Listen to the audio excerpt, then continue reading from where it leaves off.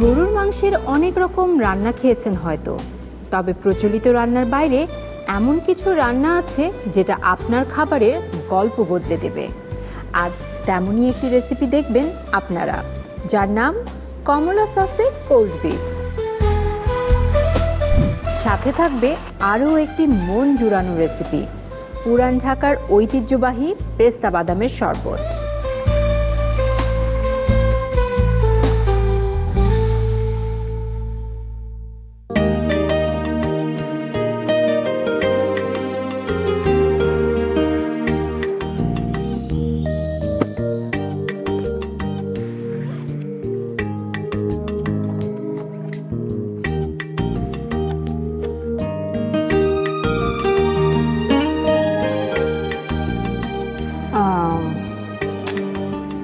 এই বইটা নিতুকে দিলে সে অনেক খুশি হবে। বই পড়তে ভালোবাসেন অনেকেই। যারা বই পড়তে ভালোবাসেন তাদের জন্য বই হতে পারে একটা সেরা উপহার। আর বই প্রেমী না হলেও কিছু কিছু বই কিন্তু সংগ্রহে থাকলে তা খুব কাজে দেয়। তেমনই একটি বই, রাঁধুনির রান্নাঘর বাংলার সেরা 100 রেসিপি। এই বইটির যে রেসিপিগুলো রয়েছে সেটি কিন্তু আমরা উপস্থাপন করছি আমাদের এই আয়োজনে। আর যাদের রান্নার প্রতি ঝোঁক আছে তাদের জন্য এই বই হতে পারে চমৎকার একটি উপহার। বাহির বাড়ির উঠোন থেকে ভেতর বাড়ির হেসে গল্পে মায়ায় জড়িয়ে থাকে নানান স্বাদের মিশে।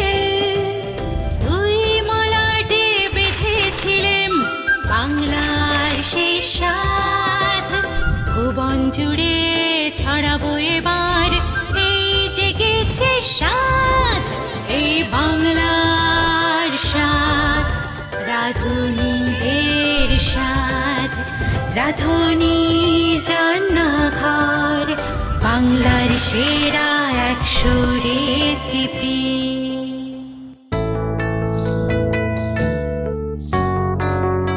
সবাইকে স্বাগত জানাচ্ছি রাঁধুনির রান্নাঘর বাংলার সেরা 100 রেসিপি এই আয়োজনে। রন্ধন শিল্পের সঙ্গে রাঁধুনির যে অভূতপূর্ব মেলবন্ধন, তার একটি চমৎকার প্রকাশ ঘটেছে এই বইটিতে। আর তাই এই বইটিকে ঘিরেই আমাদের এই আয়োজন। আর আজকে আমরা কি কি রেসিপি করছি তা তো আপনারা জানেনই। আজকে আমরা তৈরি করছি কমলার সসে কোল্ড বিফ এবং পেস্তা বাদামের শরবত।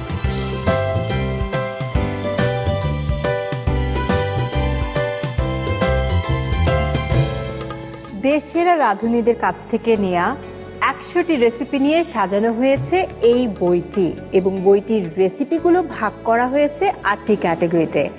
আজকের যে দুটি রেসিপি আমরা তৈরি করছি সে দুটো রেসিপি আমরা নিয়েছি মাংসের লোভনীয় যত পদ এবং উৎসবের রান্না, এই 2 ক্যাটাগরি থেকে।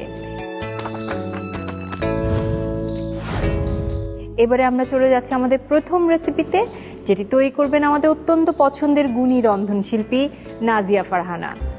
কেমন আছেন আপু? ভালো আছি আপু, আপনি কেমন আছেন? আমি তো ভালো আছি। আজকে একটা অন্যরকম রেসিপি আমরা পাচ্ছি। জি আপু, কমলার সসে কোল্ড বিফ। দেশি রান্না তো নয়?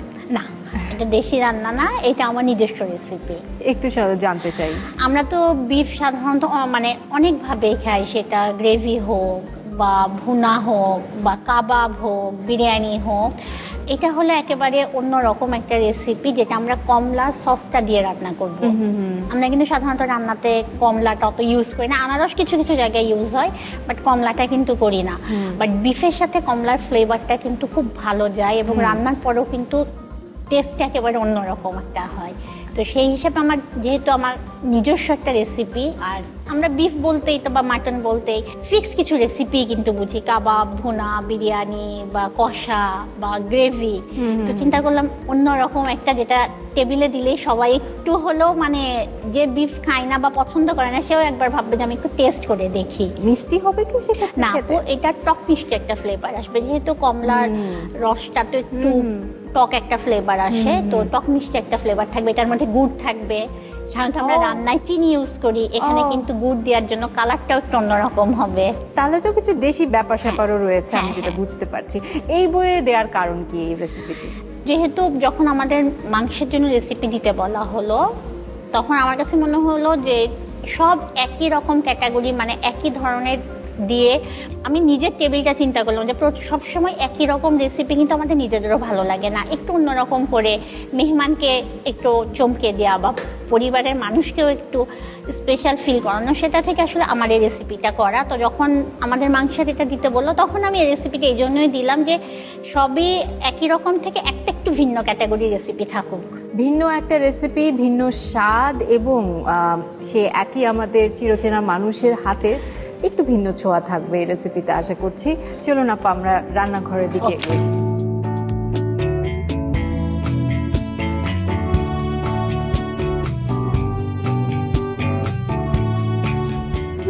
স্টেক আকারে দেখছি কাটা আছে, এভাবেই রান্না হবে হ্যাঁ, কি? কারণ এই মাংসটার বিশেষত্বই হলো এটার মধ্যে কোনো হাড্ডি বা চর্বি কিছু থাকবে না, সলিড এক পিস মাংস থাকবে, ওটাই ম্যারিনেট করে তারপরে রান্না হবে। ওকে আপু, তাহলে শুরু করে চলুন। হ্যাঁ আপু, এটা আমি প্রথমে একটু ম্যারিনেট করে নেব, ম্যারিনেট করে এটা কিছুক্ষণ ফ্রিজে রাখবো, Okay. তারপরে আমি ওটাকে রান্না করবো। তো ফার্স্ট আমি ম্যারিনেশনটাকে Sure. চলে যাচ্ছি। আমি একদম এইভাবে প্রপারলি মাংসটাকে কেচে নেব। এই মাংসটার ভিতরে মশলার ফ্লেভারটা কতটুকু ঢুকবে, কতটুকু সফট হবে, জুসি থাকবে, এটা কিন্তু কাঁচার উপরই নির্ভর করবে। অতএব খুব ভালো করে আমার ভালো এটা করে কেচে করতে নিতে হবে।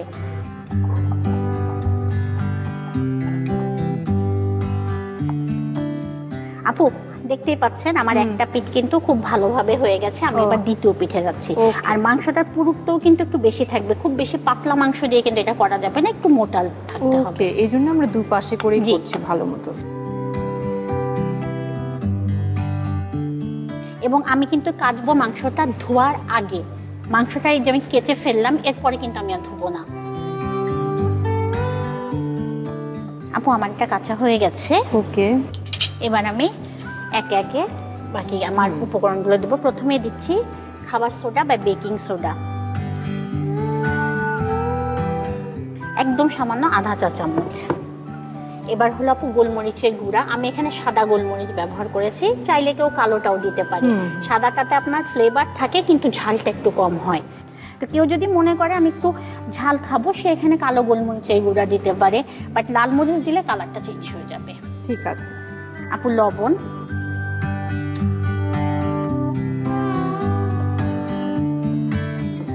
চিনি, এটার জন্য আরেকটা জিনিস আমি ব্যবহার করছি, এটা হলো ক্যারামেল।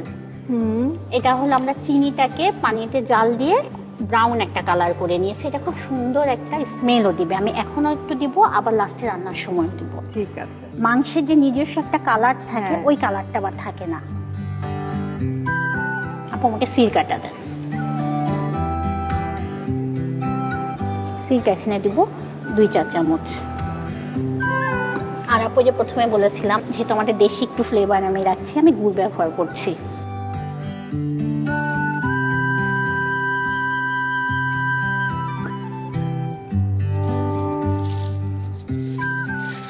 তারপর আমি একটু ব্লাউজ ব্যবহার করে নিচ্ছি।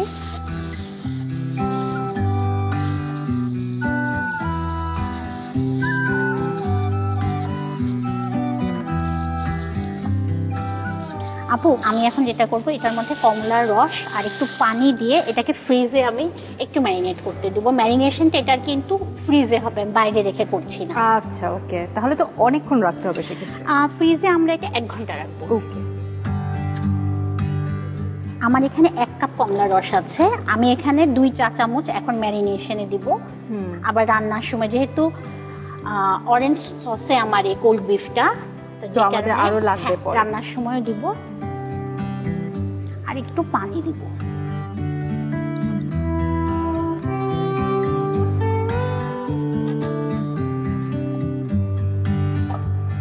এভাবে আপু ম্যারিনেট হবে। আর যখন আমি যেহেতু এটা ফ্রিজে রাখছি, বাইরে যদি রাখতাম আমার উপরটা খোলা রাখতাম। ঢেকে দেওয়ার কোনো দরকার ছিল না। ফ্রিজে কিন্তু ঠান্ডা বাতাসে উপরটা কিন্তু শুকিয়ে যাবে, Dry হয়ে এজন্য যায়। আমি একটা ক্লিন র্যাপ দিয়ে এটা র্যাপ করে দেবো। যদি কারোর বাসায় ক্লিন র্যাপ না থাকে, সে ঢাকনা দিয়েও র্যাপ করে দিতে পারে।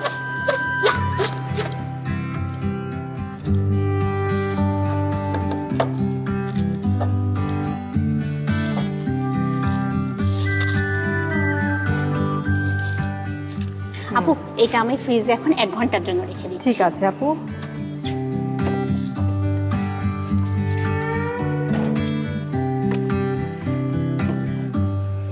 ঠিক আছে আপু, 1 ঘন্টার জন্য অপেক্ষা করছি।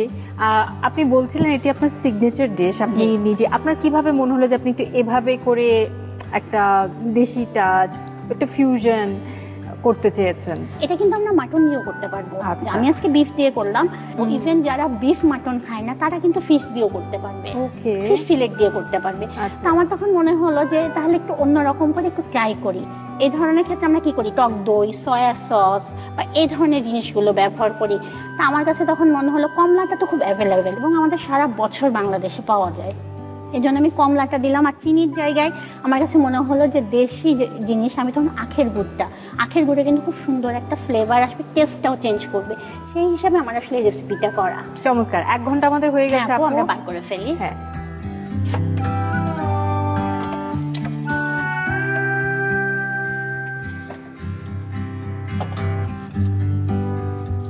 আপু দেখতেই পাচ্ছেন উপরেও দানা দানা হয়ে হয়ে আসছে, দ্যাট মিনস এটা হয়ে গেছে। আমি এখন এটা চুলাতে বসিয়ে দেব।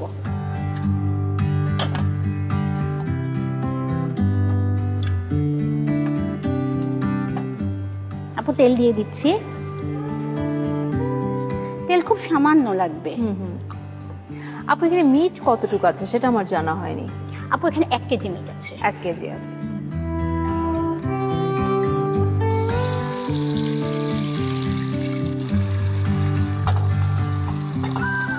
আর এটা যেহেতু আপু আমার সব কিছুতে ম্যারিনেট করা আছে, আমি কিন্তু জাস্ট একটু সিরকার কমলার রসটা অ্যাড করে দেবো, এক্সট্রা কোনো পানি আমি দিব না। আমি 2 চা চামচ কমলার রস দিলাম আর আপু 1 চা চামচ সিরকা দিলাম। এখন কিন্তু আমি জাস্ট এটা সিদ্ধ হতে দিব, পরবর্তীতে আমি প্যানে এটা রান্না করব। আমি এটা হাই ফ্লেমে আপু 1 পিঠ রাখবো হলো 10 মিনিট, আবার উল্টিয়ে আর 1 পিঠ রাখবো 10 মিনিট, 20 মিনিট আমার রান্নাটা হয়ে যায়। ও নাইস, দারুণ। গরুর মাংস 20 মিনিটে রেডি হয়ে যেতে পারে, এটা তো আমরা বাঙালিরা ভাবতেই পারি না। 3, 4, 5 ঘন্টা ধরে রান্না, ব্যাপার কিন্তু সেরকম না। হ্যাঁ হ্যাঁ হ্যাঁ। এই জন্য আমি যখন কাঁটা চামচ দিয়ে কাটবো, এটা কিন্তু কখনো ছুরি দিয়ে গায়ে ইয়ে করবো না, তাহলে কিন্তু আমার মাংসের টুকরাগুলো ছেড়ে যাবে। হ্যাঁ। এই জন্য কাঁটা চামচ দিয়ে খুব ভালো করে কেচে নিব। ওইখানেই কিন্তু আমার হাফ টান ওই জায়গাটাতেই হয়ে যাচ্ছে, কারণ ম্যারিনেশনে মাংসটা পুরো সফট হয়ে যাচ্ছে। দারুণ। আপু আমার 10 মিনিট হয়ে গেছে, আমি এখন এটাকে উল্টে দিব।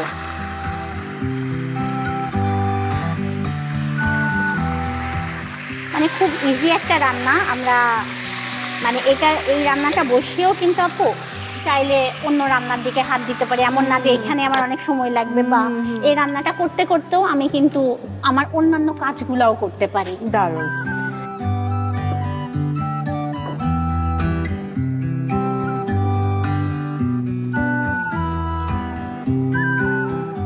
আপু এই পিঠা আমার 10 মিনিট হয়ে গেছে। দারুণ। আমি এখন একটা হাই ফ্লেমে এটা 1 মিনিট রাখবো, আর পাশে হলো এটাই রান্না করার জন্য কমলা সসের মধ্যে একটা টস করবো, তো ওইটা আমি রেডি করবো। ঠিক আছে। আমি প্যানটা চেঞ্জ করে নিচ্ছি, কারণ এটা আপু একদমই শুকনা হবে, কোনো গ্রেভি থাকবে না। গ্রেভি থাকবে না। তা আমার শুকিয়ে এই নিচ্ছিল। যে জুসটা আছে, এই জুসটা আমি এখানে পুরোপুরি শুকিয়ে নেব।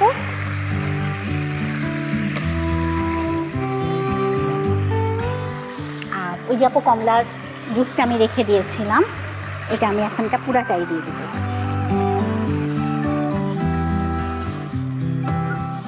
আর আমার ক্যারামেল করা আছে, ক্যারামেলটাও একটু দিব। হ্যাঁ, আমি এখন 1 চা চামচ মতো গুড় দিচ্ছি। কেউ যদি মনে করে আমি মিষ্টি বেশি খাবো, সে এখানে ক্যারামেলটা বাড়িয়ে দিবে, গুড়টা বাড়াবো না। গুড়টা বাড়ালে আবার কালারটাতে একটু হেরফের হবে। আর এখানে যেহেতু এটা একদম গায়ে লাগা হবে, সামান্য একটু আমি কর্নফ্লাওয়ার ইউজ করছি। ঘনত্বটা একটু বাড়ানো। ঘনত্বটা আমার এটাও শুকিয়ে আসবে, আর ততক্ষণ আমার এটাও হয়ে যাবে। এই পিসটাকে এখন চেঞ্জ করে আমি এই যে এখানে দিয়ে দিচ্ছি। যেহেতু আমার রেসিপির নাম কমলার রসে কোল্ড বিফ, এবং এটা আমরা খাবো কিন্তু ঠান্ডা ঠান্ডা। হ্যাঁ, আমি তো এটা ভুলেই গেলাম। এটা কিন্তু গরম বিফ। এই জন্য আমি বললাম যে আপনি মুভি দেখতে দেখতে হ্যাঁ। বা নিজের কোনো কাজ করতে করতে, অনেক সময় হয় না বৃষ্টি হচ্ছে, বারান্দায় বসে 1 কাপ চা খাচ্ছি তার সাথে।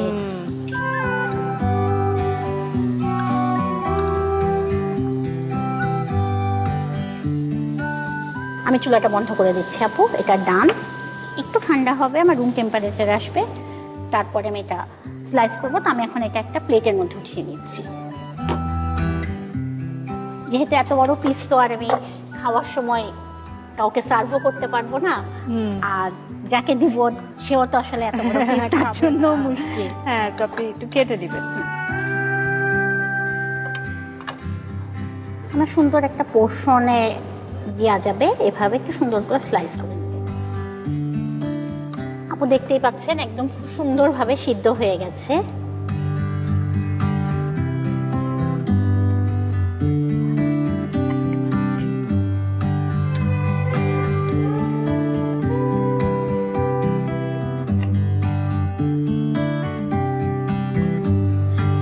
দারুণ। আপু আমি কেটে নিলাম, আমি এই সাইজ করে কাটলাম, কেউ চাইলে আর একটু ছোট ছোট বাইট সাইজও করতে পারে।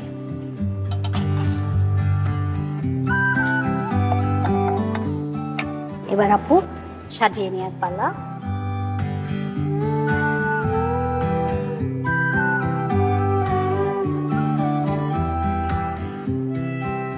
আপনি সার্ভ করতে থাকুন, আমি একটু বইটির সাথে মিলিয়ে নিচ্ছি আপনার রেসিপিটি।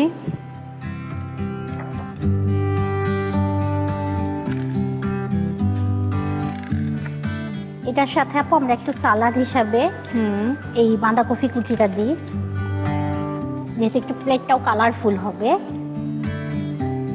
আর এই বাঁধাকপিটা তো আমরা কাঁচাও খেতে পারি।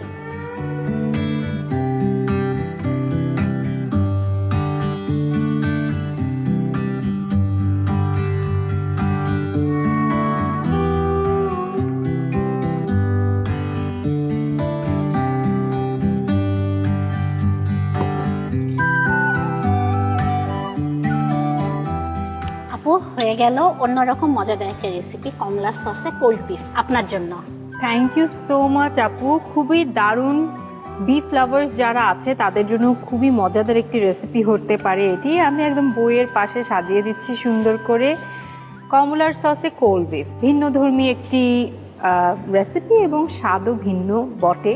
আমরা তো ট্রাই করব, তবে তার আগে পুরো প্রস্তুত প্রণালী আপনাদের একবার দেখিয়ে দিচ্ছি।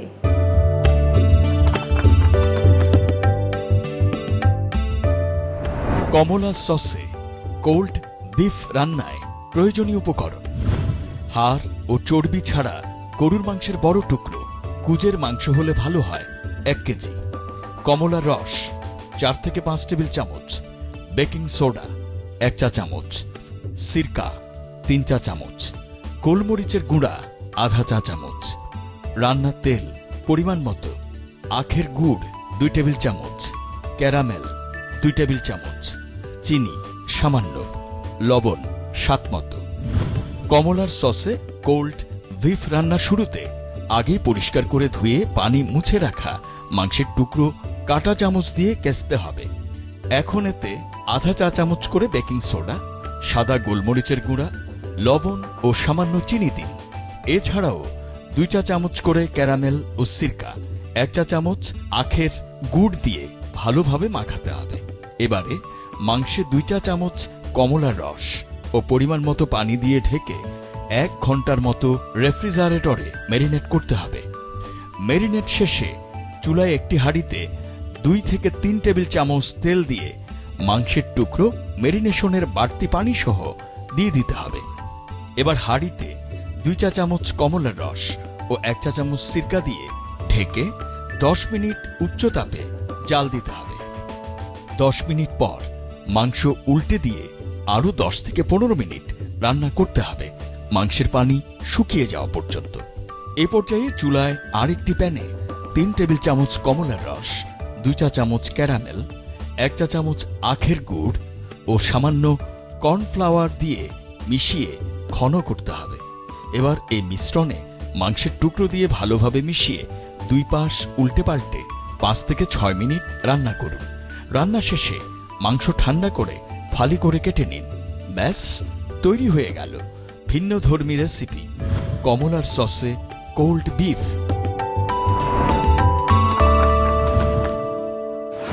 এবারে আমরা চলে যাব কোথায়, আমাদের দ্বিতীয় রেসিপিতে। দ্বিতীয় রেসিপি যিনি তৈরি করছেন আমার সামনে ইতিমধ্যেই বসে আছেন, যার নাম হচ্ছে জেনিবা তাসমিন। তিনি হচ্ছেন সেরা রাঁধুনি 1422-এর 4র্থ স্থান অধিকারী।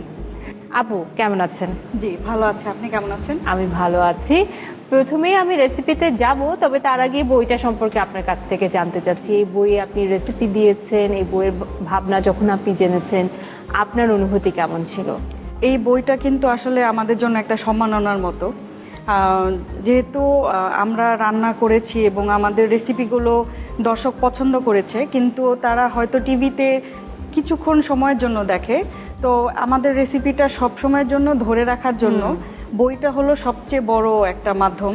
তো আর যখন আমাদের বলা হয়েছে যে রেসিপি দেওয়া হবে, তখন খুবই ভালো লেগেছে। এবং যখন দেখলাম উৎসবের রান্না আমার যে রেসিপিটা, তো উৎসবের রান্নার মধ্যে আমার মনে হয়েছে যে শুরুটাই কিন্তু হয় আমাদের ড্রিঙ্কস দিয়ে। একদম। তো আজকের যে রেসিপিটি সেটা আমি ডিসাইড করেছি এই জন্যই।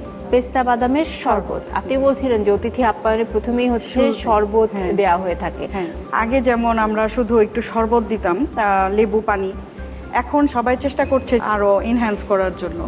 এই জন্যই কিন্তু সবাই চেষ্টা করে যে একটু বাদাম, একটু দই, মানে একটা ড্রিঙ্কসে খাওয়ার পরে যেন সবার মনে হয় যে আমি একটা মুঘল টাইপের কিছু খেলাম এবং রিফ্রেশিংটাও যেন থাকে। একদম, আমি এই কথায় আসতে যাচ্ছিলাম না আপু, যে আর মানে এখানে কিন্তু যে শুধু রিফ্রেশিং ব্যাপারটা না, যেহেতু এটার মধ্যে দুধ আছে, বাদাম আছে, এগুলো কিন্তু ক্যালসিয়াম সমৃদ্ধ একটা খাবার, যে কারণে আমি যখন খুব টায়ার্ডনেস থেকেও খাবো বা খুব রিচ খাবার খাওয়ার পরও যখন খাবো, এটা কিন্তু আমাদের শরীরের জন্য অনেক খুব ভালো।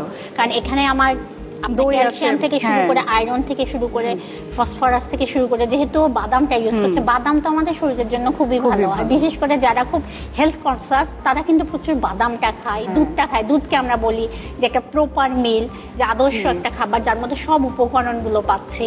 তো যেখানে আমাদের শরীরের জন্য ভালো, যারা ডায়েট করছে তাদের জন্যও কিন্তু ভালো। আমি যেহেতু একটু দইও ব্যবহার করব, দইটা কিন্তু হজম শক্তির জন্য খুবই ভালো। যে কোনো খাবারের পর আমরা যদি আমাদের খাবারের ডায়েটে একটু দই রাখি, টক দই, মিষ্টি দই, যেটাই বলি না কেন, আমাদের স্বাস্থ্যের জন্য কিন্তু এটা খুবই উপকারী। বাচ্চাদের দেখবেন একইভাবে এক গ্লাস দুধ দেন, অনেক ঝামেলা খাওয়ানোর, তার চেয়ে একটু অন্যভাবে দেই, আমি এভাবে বাদাম দিয়ে একটা শরবত করে দিই, খুব আগ্রহ নিয়ে খাবে। ওদের শরীরের জন্য ভালো, আর ওদের কিন্তু আমি প্রতিদিন দুধটাও খাওয়াতে পারলাম। একদম ঠিক বলেছেন।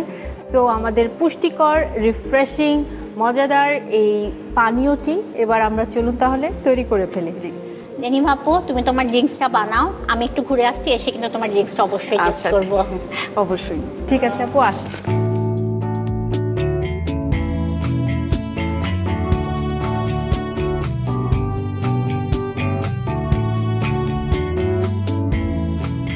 ওকে আপু, তাহলে তো আমরা আমাদের সব উপকরণ দেখতে পাচ্ছি, বরফও আছে, তাহলে আমরা শুরু করি। আচ্ছা ঠিক আছে, যেহেতু শরবত করব ব্লেন্ডার প্রয়োজন, আমরা ব্লেন্ডারটা নিয়ে আসি। জি,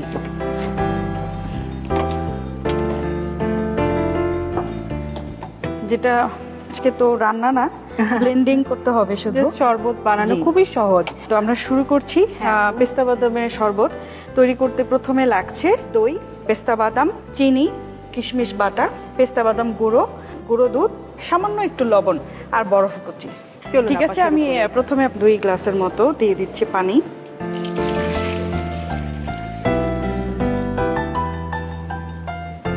এখানে আমি 2 কাপ সমান দই নিয়েছি। ঠিক আছে। আর যখন পরিবারে আমরা বেশি থাকবো, রেশিওটা ঠিক ওভাবেই 2 কাপ পানি, তারপর 2 কাপ দই, তখন আমরা রেশিওটা ডাবল করে দিব। ওকে, যদি- চারজনের জন্য হ্যাঁ, রান্না চারজন, করলে আমরা তখন সবটুকু 4 দিয়ে কাপ দিব পানি, এখানে। 4 কাপ হ্যাঁ, দই। প্রথমে দই দিচ্ছি, তারপর আমি একটুখানি কিশমিশ বাটা দিয়ে দিব। 2 থেকে 3 চা চামচ পরিমাণ নেওয়া যায়। কিশমিশটা অবশ্যই বাটা হতে হবে, হ্যাঁ, হ্যাঁ। কারণ কিশমিশটা আর একটু ভিজে রেখে তারপর আমরা ব্লেন্ডারে ব্লেন্ডও করতে পারবো, অথবা যদি কেউ শিলপাটায় করতে চায় সেটাও করতে পারবে। তো আমাদের যেহেতু আমাদের সবাই কাজ করি, চাকরিজীবী, তো আমাদের যদি সময় কম থাকে, আমরা একটু ভিজিয়ে রেখে 10 মিনিট ভিজিয়ে রেখে তারপরে করলেই হবে। আমি এক এক করে দিয়ে দিচ্ছি। পেস্তা বাদামের শরবত যেহেতু, সেখানে পেস্তা বাদামটাই সবচেয়ে পরিমাণে বেশি লাগবে। এখানে 1 কাপ পরিমাণ আছে, আমি সবটুকু দিয়ে দিচ্ছি। অনেকগুলো বাদাম লেগেছে হ্যাঁ। সেক্ষেত্রে। হ্যাঁ, এটাতে এত পুষ্টি এবং বাদাম, যত ধরনের বাদাম আছে তার মধ্যে পেস্তা বাদামের পুষ্টি গুণাবলীটা অনেক বেশি। নিশ্চয়ই। দুধ দিয়ে দিচ্ছি, গুঁড়া দুধ দিয়ে দিব। এরপর চিনি চিনিটা হলো অ্যাভয়েড করতে পারেন, কিন্তু আমি চিনি দিচ্ছি কারণ হলো যেহেতু আমি আজকে সবকিছু চিন্তা করেছি যে একটু মজা আজকে, মিষ্টি হ্যাঁ। সব হতে হবে। আর এখন সামান্য লবণ একটু দিতে হবে যেন খাবারের স্বাদটার জন্য, আর যেহেতু একটু দই আছে হ্যাঁ। জন্য একটু সামান্য লবণ দিয়ে দিলাম। যারা খুব মানে নতুন রাঁধুনি তাদের জন্য খুব একটা কনফিউজিং বিষয় হয় যে কোনো মিষ্টি কিছু বানাতে গেলে 1 চিমটি লবণ। এটাকে বলা হয় স্বাদের ব্যালেন্স। রাইট। হ্যাঁ, স্বাদের এটা আমি আসলে আগে বুঝতাম না জি। যে এটা আসলে করলে যে স্বাদের ব্যালেন্স প্লাস স্বাদটারও বেড়ে যায়। স্বাদটা বেড়ে যায়। হ্যাঁ। আমি একটু বরফ কুচি দিচ্ছি। যখন আমরা অনেক মিষ্টি জাতীয় খাবারের মধ্যে সামান্য একটু লবণ দিব, তখন যে অনেক যে মিষ্টির যে করা ভাবটা সেটাকে একটু ব্যালেন্স করবে। আর যখন আমরা মোঘল টাইপের কোনো খাবার করব সেখানে কিন্তু একটু চিনির ব্যবহার হয়। হ্যাঁ। ঝাল খাবারের মধ্যেও। তো আমি একটু করে বরফ দিয়ে দিচ্ছি, গুঁড়ো গুঁড়ো বরফ। একটু বরফ কুচি হলে আসলে ভালো লাগে। ঘন হয়ে যায়। হ্যাঁ, যখনই কোনো ড্রিঙ্ক বানানো হয় ঘরে, এরকম ব্লেন্ডার বা এই যেরকম দই, লাচ্ছি কিংবা শরবত, এটা সাধারণত দেখা যায় যে ঘরে যে ছোট বা নতুন নতুন রান্না শিখছে বা রান্না করতে আগ্রহী তার ভাগে দিয়ে দেওয়া হয়, কারণ বেশ ইজি, সহজ। যারা জি। একটু মাকে সাহায্য করতে চায় বা নিজে কিছু বললো যে আজকে আমি কিছু তৈরি করব খাবারের মেনুতে, আমারও একটা তৈরি করা কিছু হ্যাঁ, থাকবে, তৈরি আইটেম থাকবে, তারা কিন্তু দেখা যায় যে ড্রিঙ্কটাই বেছে নেয় বেছে সবসময়। নেয়। এবং আমরা যখন রাঁধুনিতে ছিলাম, রাঁধুনির যখন অনুষ্ঠানটা হতো তখন সব রেসিপির সাথে যারা যারা ড্রিঙ্কস সার্ভ করতো আমি দেখতাম তাদের একটা অন্যরকম প্রাধান্য। এবং ওখান থেকে শিখেছি এবং আমি ভেবেছি যে যখনই আমি কাউকে কোনো ড্রিঙ্কস বা যখনই গেস্ট আসবে বা বাসায় নিজেরা, সেটা যেন অনেক রিচ থাকে। ড্রিঙ্কসটা হতে হবে অনেক রিচ, উপাদানগুলো যেন অনেক ভারী থাকে এবং যেন খেয়ে ভালো লাগে। তো আমাদের সব উপকরণগুলো দেওয়া হয়েছে, এখন আমরা একটু ব্লেন্ড করে নিই।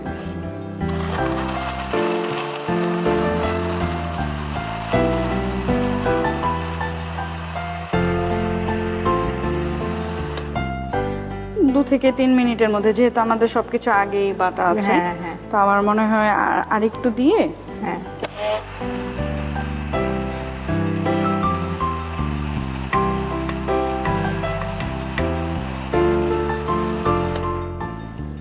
তৈরি হয়ে গেছে। ঠিক আছে আপু, আমরা তাহলে এখন সার্ভ আমরা করে সার্ভ ফেলি। করি। তার যখন গ্লাসে দিব তখন আমরা আরেকটু বরফ দিব, তাহলে Okay. ভালো লাগবে। হ্যাঁ।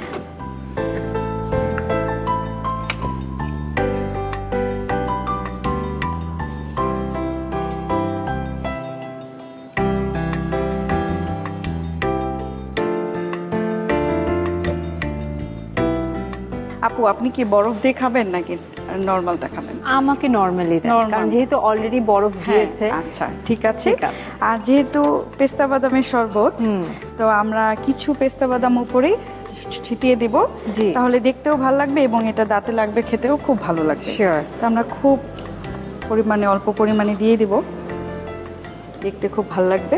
দারুণ। তৈরি হয়ে গেল পেস্তা বাদামের শরবত। অনেক অনেক ধন্যবাদ আপু। প্রিয় দর্শক, দেখতে পাচ্ছেন খুব সহজেই তৈরি হয়ে গেল পেস্তা বাদামের শরবত। আমাদের উৎসবের রান্নায় কিন্তু এই রেসিপিটা রয়েছে সেই ক্যাটাগরি থেকে, এবং উৎসব মানে হচ্ছে বিভিন্ন জাতীয় লোভনীয় খাবার রান্নাঘরে একদম হুলস্থুল অবস্থা থাকে, এর মাঝে কিন্তু মাঝে মাঝে মিস হয়ে যায় একটি সুস্বাদু পানীয়। সেই ক্ষেত্রে আপনারা খুব সহজেই তৈরি করে ফেলতে পারেন এই চমৎকার কি বলবো পেস্তা বাদামের শরবত। পুরো রন্ধন প্রণালী তো বলবো না, পুরো এই প্রণালীটি আপনাদেরকে একবার দেখিয়ে দিচ্ছি।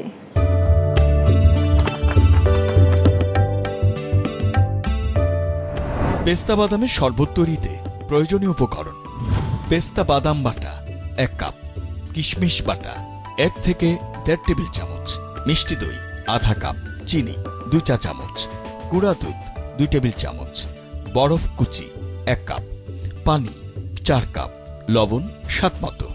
পেস্তা বাদামের শরবত তৈরির শুরুতে ব্লেন্ডারে 2 গ্লাস পরিমাণ পানির মধ্যে 2 কাপ মিষ্টি দই, 2 থেকে 3 চা চামচ কিশমিশ বাটা, 1 কাপ পেস্তা বাদাম পেস্ট, 2 টেবিল চামচ গুঁড়া দুধ নিন। এছাড়াও এতে 2 চা চামচ চিনি, সামান্য লবণ এবং 1 কাপ বরফ কুচি দিয়ে একসাথে ব্লেন্ড করে নিন। ব্লেন্ডিং শেষে গ্লাসে ঢেলে উপরে সামান্য পেস্তা বাদামের গুঁড়া ছড়িয়ে দিয়ে পরিবেশন করুন মজাদার পেস্তা বাদামের শরবত। আজকের দুটি ভিন্ন রকম রেসিপি আজকে আমরা দেখাচ্ছি। একটি হচ্ছে কমলার সসে কোল্ড বিফ এবং পেস্তা বাদামের শরবত। চমৎকার। তাহলে আমি একে একে সবাইকে তুলে দিই।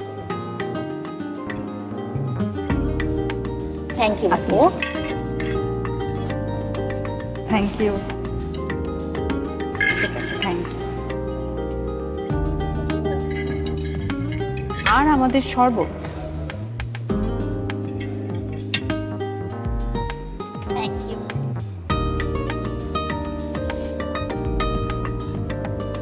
Thank you so much. Welcome আপু। থ্যাংক ইউ তো আপনাদের বলতে হয় আমাকে, কারণ এত কষ্ট করে মজাদার কিছু জিনিস বানালেন। তাহলে আমরা শুরু করি আপু, আপনার বিফ দিয়ে শুরু করি। বিফটা দেখেই খুব ভালো লাগছে। আমি কি শুরু করি না? হ্যাঁ, আমি আর সহ্য করতে পারছি না। সহ্য করা আসলেই কঠিন হয়ে যায় এই শোতে।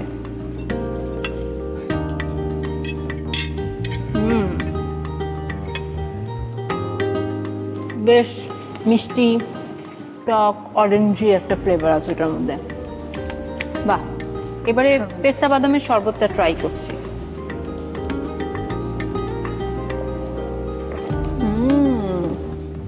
খুব মজা হয়েছে। কি দারুণ, মানে পেস্তা বাদামের ফ্লেভারটা যেভাবে উঠে আসছে একদম খেয়েছে। খুব সুন্দর। কারণ আপু অনেকগুলো পেস্তা বাদাম বাটা দিয়েছিল, আমি যেটা দেখলাম। অনেক মজা হয়েছে, অনেক রিচ। হ্যাঁ, মানে এটা যে শুধু আমি ভাত পোলাও বা এটার সাথে খাবো তা না, এমনি এখন অনেক সময় হয় না যে আপু একটু ইয়ার সাথে কি খাবো বরং ভালো লাগছে। বিফের সাথে এনার্জেটিক, কিন্তু বিফের সাথে এই খাবারটা কমপ্লিট একটা মিল হয়ে যাচ্ছে। এর মধ্যে আর রাইস বা ভাত, রুটি বা আর অন্য কোনো কিছু দরকার পড়ছে না কিন্তু। এটাই খুব ভালো লাগছে।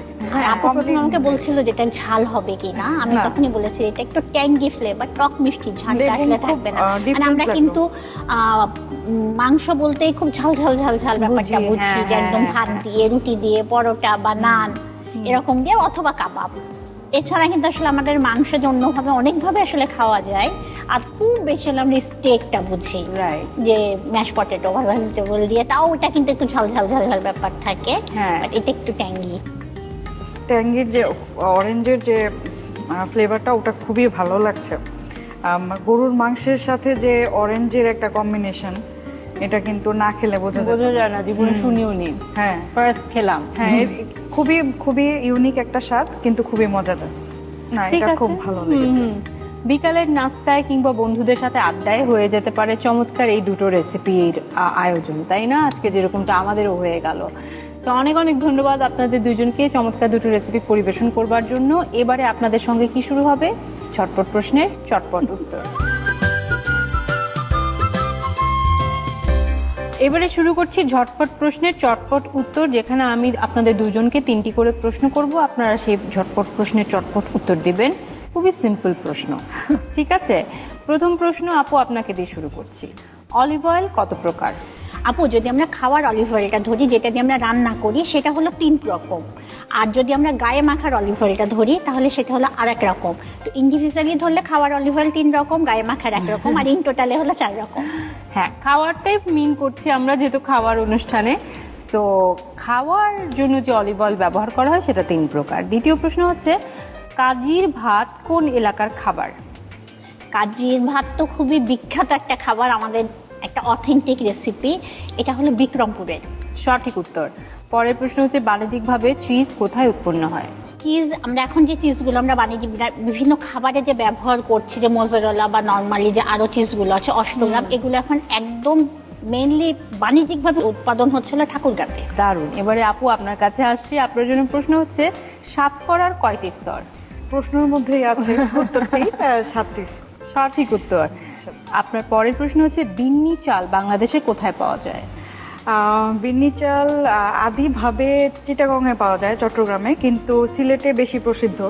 এবং সিলেটে বিন্নি চাল বলতে এখন সবাই সিলেটটাই বুঝে, কিন্তু বাংলাদেশের এখন সব জায়গায় সবাই খুব সবকিছু সহজে কিন্তু পেয়ে এখন সব যাচ্ছে। জায়গায় সবকিছু পাওয়া যায়, কিন্তু চট্টগ্রাম আর সিলেট এই বিন্নি চালের জন্য সবচেয়ে বেশি প্রসিদ্ধ। শেষ প্রশ্ন হচ্ছে সহজে সর্দি কাশি হয় কোন ভিটামিনের অভাবে?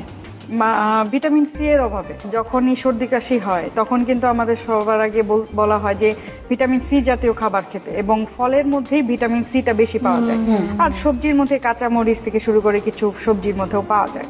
তো এটার যখনই অভাব হবে তখনই বাচ্চাদের বিশেষ করে সর্দি কাশি এগুলো হয়। এবারে 4টি প্রশ্ন করব এই বইটি থেকে। আচ্ছা, আপনারা যে উত্তর জানবেন সে আগে হাত তুলবেন, তার উত্তরটি আমি দেব। ও আচ্ছা আচ্ছা। প্রশ্ন হচ্ছে রাঁধুনি রান্নাঘর বাংলা সেরা 100 রেসিপি বইটিতে ডালের কতগুলো রেসিপি আছে? 9টি।